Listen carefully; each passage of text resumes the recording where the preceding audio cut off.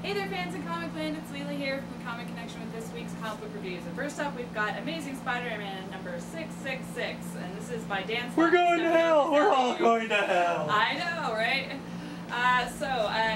In this one Peter is busy being Spider-Man, plus juggling work, a new girlfriend, and learning how to adapt to life without a spider sense. But even his spider sense couldn't let him know about the danger that is coming and the condition that is starting to spread. Peter will need all of his training and experience to survive Spider Island. So this is sort of the prelude to the big Spider-Man event that's coming up called Spider Island. It'll run through Amazing Spider-Man and a bunch of mini-series. You know, just when you thought you had enough big Marvel crossovers, here comes another one for you. So, what do I think about this? What I have to say is that I'm really surprised about how far Spider-Man has come and how different he is now in the Amazing Spider-Man book, and that is really a tribute and a compliment, I think, to the writers. He's starting to get very interesting. I wasn't really on board when we made a whole 180 breaking him up from Mary Jane at first, but I am seeing this new universe of Spider-Man being pretty good, with Aunt May, you know, going away and him not, you know, working at the newspaper anymore and just having a different kind of life and adapting to even him being a different kind of Spider-Man. So I thought that this was very interesting, and I am looking forward to Spider Island, even though it's a lot of books to read. But, you know, other than that, I think these are good days for Spider-Man, and hopefully it keeps going in this direction. Next up, we've got Wolverine, Deadpool, Decoy one-shot by Stuart Moore and Sean Crystal. And in this one, Wolverine enlists the help of Deadpool to help him kill or destroy a robot that is hell-bent on killing Jean Grey. The only problem being that Jean Grey is already dead, so we've got this robot running around hell-bent on killing someone who's already dead and pretty much won't stop until she is. So we've kind of heard that kind of theme before, right? Anyway, so he enlists the help of, you know, Wade Wilson to try and take this robot down as only Wade Wilson could. So this is a really funny book. I mean, putting these two characters together is always funny. If you like Deadpool, you're really going to like this book. It has a lot of that crazy Deadpool shenanigans. If you're not a big fan of him, then you're probably not going to like this at all, because this is very Wade to the extreme. But I really liked it, and it's got lots of action, and I found it hilarious. So if you want to laugh and you like Deadpool, definitely the book to pick up. And last but not least, we've got Mad Presents the Harry Potter Special. So this includes satires of all 8 Harry Potter films in a way that only Mad can do them. And I have to say, I really enjoyed it. I mean, I'm a Harry Potter fan, so I thought it was hilarious. If you're not a Harry Potter fan, I don't think that you would pick this up anyway, unless you're a fan of Mad Magazine, which, I mean, really everybody should be. It's hilarious, and it's been around forever, and I'm glad that, you know, it still keeps rolling along. If you have a chance to pick this up, it's a really great read, and it's really worth the money that you pay for it. There's so much content in there, so I can't recommend it highly enough. See you next week. Hey folks, Jim here with this week's comic book review, and first and last, certainly last, we have Terminator, RoboCop, Kill Human #1, written by Rob Williams with art by P.J. Holden.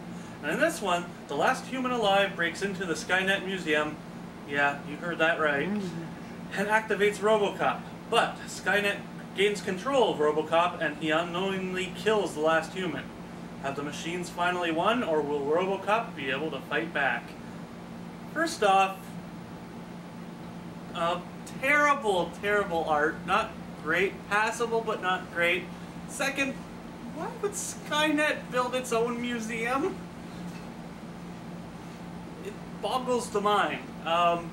Story-wise, it's okay. It's certainly not as good as the old Dark Horse RoboCop vs. Terminator, but then again, what could be?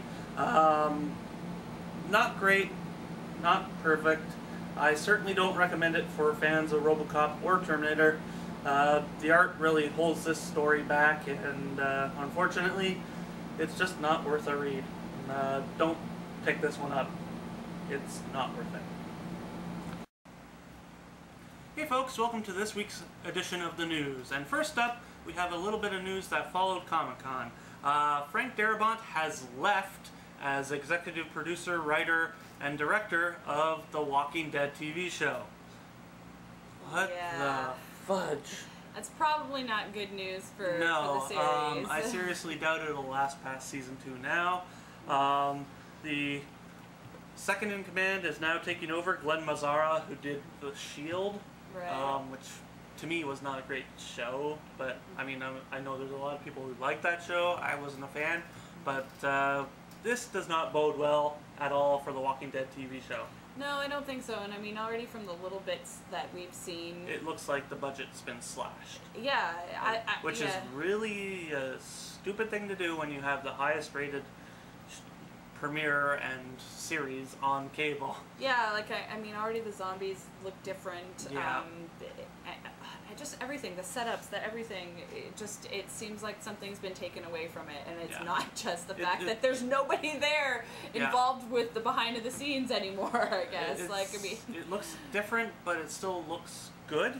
Yeah, I mean, hopefully. I'll give it a shadow of a doubt and hope that the series does okay, but I don't think it'll make it past season 2 without Darabont. Yeah, that's pretty sad. I mean, I know that they were planning to make some changes from the comic books and stuff, and going in a slightly different direction and whatnot. But I still think that there are a lot of fans out there that want to see this show go for the long haul. Yeah, and we might not get that.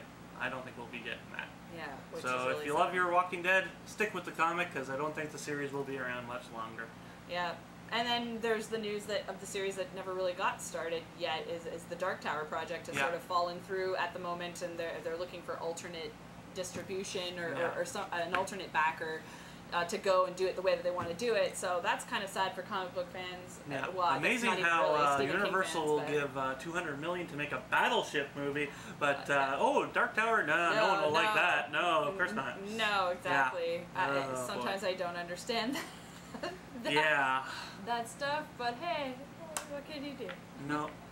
So, Leila, apparently you got to see a certain American hero in action last week. I did. I went and saw Captain America on the weekend, and I have to say that I really enjoyed it. Yeah. I really enjoyed it. It was so good. I thought it was really well done, and I suspected that this might be the case because that Brubaker and Epting, who've been involved in the comic books for a long time now, were involved in it, and I knew that they wouldn't let it go wrong. Really good writing wise. Yeah, so I knew that this was going to be faithful. Dante is a pretty darn good director when he has a chance. Exactly. I love The Rocketeer and. Yep. Yep. So I thought all of that was good. All the elements kind of gel. Yes. I was skeptical about Chris Evans going in as Captain America, but I think that he did a really good job, and with everything that he was given. And I mean, it goes without saying that Hugo Weaving really steals this movie. As Red Skull? As Red Skull, he was completely Anytime amazing. he plays a villain, he always steals the show. Yeah, he was amazing, but you know, Tommy Lee Jones was good too, and I love who played Dr. Erskine, Stanley Tucci, really good as well. So like the cast was just unbelievable. The way that they went about the movie was awesome. And then if that wasn't enough, the Stan Lee cameo, it was there and it was good, and I won't say what it was, but at the end of the credits, which if you're a Marvel fan, you have to stay for, they have a little extra scene and then a trailer for the upcoming Avengers movie, which is definitely worth the wait. I'm so excited for this movie. Let's hope Joss Whedon doesn't screw it up. I hope. But from the little bit that they show you at the end of the Cap movie, I'm really encouraged that this is going to be an awesome film. And I can't wait to see it. Let's hope it all can gel together and work really well. Yeah, I mean, we've got some new actors that people are going to have to, adjust to in roles that you're familiar with, like the Bruce Banner role has been, recast. But I mean, this is like the 4th time that's been recast. I know. But I like that actor, so it should be good. But most of the other people are back in the roles that we've seen them in, and it looks very exciting. So make sure that you stay till the end of the credits. Because you just don't want to miss that trailer, although I'm sure that if you look, it's probably out there online. Oh, yeah. and you'll find it. It's worth the watch. We will